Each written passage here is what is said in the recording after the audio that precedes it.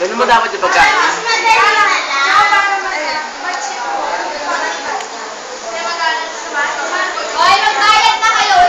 Ipakita nyo kung paano kumain ng mani. Sabi niya iba, sarap daw ang mani. Sabi ko naman, conforme sa mani. May tunay na mani at may peking mani. Ang tunay na mani ay masarap.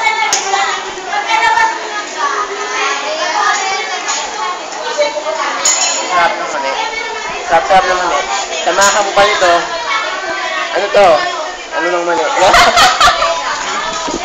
Joke lang, gago. Joke lang.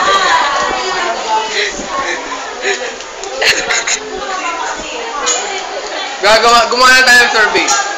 Kung tama ba ay kung pag may nakasiko sa'yo. Kumain ng mani? Hindi, pag may nakasiko sa'yo, ay hindi sasabihin mo, aray, hindi mo ba alam na masakit ang mani ko? Mani ko! Hindi mo ba alam na masarap ang mani ko? Ano natin? Go then. Ano ang gusto mo? A o B? B.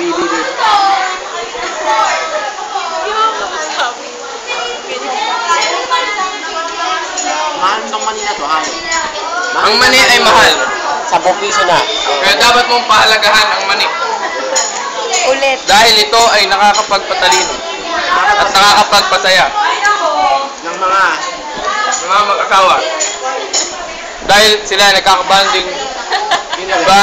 Pwede magkumain ka ng mani. Pwede magsubuan. oh my God, guys. Pwede pag nanonood ng sine, diba? Halit na popcorn. Mahal ang popcorn. Kaya mani na lang. Mag-enjoy pa kang dalawa. Ano popcorn? Ang popcorn ay gawa sa mani. Ay? Ano popcorn? Hindi mo na, direct mo. Ha? Ano popcorn? Popcorn. Ha? Popcorn yun yung malutong na galing na mais. Ano nire-represent ng popcorn? Ay, popcorn lang. Wala namang ano dun. Nakapabigay ba ng lakas to? Palinis yan ng arinola. Ano? Kulay red. Na ano ba? Japan. A o B? Sweet. Ikaw, A o B? A. B. O, diba? Sabi niya, masarap ang mani ko. Mani ko. Mani ko kasi di ba pag Hindi nasisiko? mo alam na masakit ang mani ko. Kasi masakit pag nasiko. Pag nasiko. Eh, ang B, masarap mani. Babay ka na. Ha? Babay ka. And that's been our topic for today. Mani ko. Mani ko.